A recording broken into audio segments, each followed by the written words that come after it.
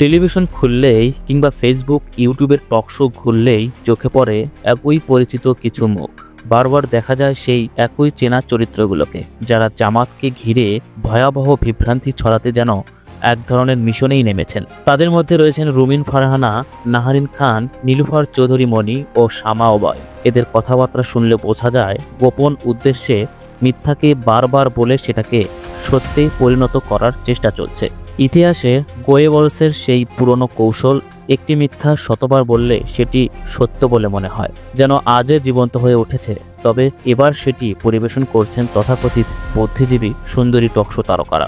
এই প্রজন্মের গোয়েবলস কন্যা হিসেবে পরিচিত জাহাঙ্গীরনগর বিশ্ববিদ্যালয়ের সহকারী অধ্যাপক নাহারিন খান জামাত বিরোধী প্রচারণার শীর্ষে। তাকে অনেকে বলেন সোশ্যাল মিডিয়ার বট বাহিনীর প্রধান সেনানায়ক। তিনি প্রথম প্রচার করেছিলেন এক ডাহা মিথ্যা তথ্য। দাবি করেছিলেন সিরাজগঞ্জ জেলা জামাতের এক নেতার উদ্ধৃতি টেনে যে আওয়ামী লীগের নেতাদের স্ত্রীদের নাকি গনিমতের মাল হিসেবে বিবেচনা করে জামাত। কিন্তু পরে প্রমাণিত হয় সেই গল্পটি সম্পূর্ণ মন করা। এই নাহারিন খান শুধু একবার নয়, ধারাবাহিকভাবে এমন অসংখ্য গুজব ছড়িয়েছেন। শেষ পর্যন্ত তার অপপ্রচারের বিরুদ্ধে জামাত ইসলামী আইনি ব্যবস্থা নিতে বাধ্য হয়। আর যখন কেউ, বিশেষ করে কোনো পুরুষ, তার মিথ্যা কথার প্রমাণ হাতে ধরে ফেলে, তখনই শুরু হয় ভিকটিম সাজার নাটক। তখন দাবি ওঠে নারী বলেই আমাদের অপমান করা হচ্ছে। কিন্তু সেই চিরচেনা মিথ্যার রাজ্যে এবার আবির্ভূত হয়েছেন এক নতুন নারী মুখ, যিনি হঠাৎ করেই হয়ে উঠেছেন ভয় আর আলোচনার কেন্দ্রবিন্দু। টকশোতে একাই যেন বজ্রনিনাদে ভেঙে দিচ্ছেন মিথ্যার দেয়াল। ইসলামী আন্দোলন, জামাত ও ইসলামী আদর্শের পক্ষে তিনি নির্ভয়ে উচ্চারণ করছেন যুক্তির ভাষা। তার যুক্তি ও ব্যাখ্যায় চুপ হয়ে যাচ্ছেন প্রতিপক্ষরা, মুগ্ধ হয়ে শুনছে সাধারণ মানুষ। ফেসবুক, ইউটিউব জুড়ে এখন তিনি আলোচনার ঝড় তোলা নাম। মারতিয়া মমতাজ। তার পদ্মানশীল মার্জিত উপস্থিতি দেখে অনেকে প্রথমে ভাবেন তিনি বোধহয় মাদ্রাসা ব্যাকগ্রাউন্ডের কেউ, কিন্তু বাস্তবতা তার চেয়েও চমকপ্রদ। মারতিয়া মমতাজ মূলধারার শিক্ষায় বেড়ে ওঠা এক উজ্জ্বল মেধাবী নারী। এসএসসি ও এইচএসসি দুটোই সম্পূর্ণ করেছেন ঢাকার বিখ্যাত আইডিয়াল স্কুল অ্যান্ড কলেজ থেকে। এরপর উচ্চশিক্ষা নিয়েছেন দেশের সবচেয়ে মর্যাদাপূর্ণ বিদ্যাপীঠ বাংলাদেশ প্রকৌশল বিশ্ববিদ্যালয় বুয়েট, সিভিল ইঞ্জিনিয়ারিং বিভাগে। পরবর্তীতে military institute of science and technology MIST থেকে সম্পূর্ণ করেন মাস্টার্স ডিগ্রি। শিক্ষা জীবনের পর তিনি শিক্ষকতা দিয়ে শুরু করেন কর্মজীবন। বর্তমানে 2017 সাল থেকে ড্যাফোডিল ইন্টারন্যাশনাল ইউনিভার্সিটি শিক্ষকতা করছেন এবং পাশাপাশি ফ্যামিলি এইড নামের একটি সামাজিক সংস্থার অ্যাসিস্ট্যান্ট প্রজেক্ট ডিরেক্টর হিসেবে দায়িত্ব পালন করছেন।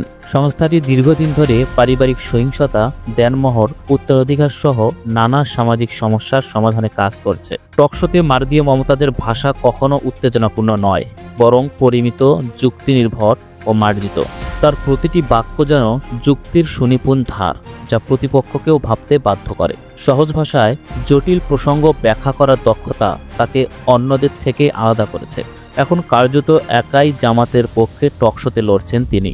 একদিকে বিএনপি, অন্যদিকে তথাকথিত সুশীলদের বিপরীতে দাঁড়িয়ে একক কণ্ঠ তুলে ধরছেন সত্যের পক্ষে যুক্তি। জামাতের জন্য এখন জরুরি এমন আরও নারী কণ্ঠকে প্রস্তুত করা, যারা যুক্তি দিয়ে টকশোতে নিজেদের অবস্থান তুলে ধরতে পারবেন। ছাত্রী সংস্থার সাবেক মেধাবী বিতার্কিকরা, যাদের রাজনৈতিক জ্ঞান ও কথার শক্তি আছে, যাদের প্রশিক্ষণ দিতে পারেন মারতিয়া মমতাজের মতো ব্যক্তিত্ব।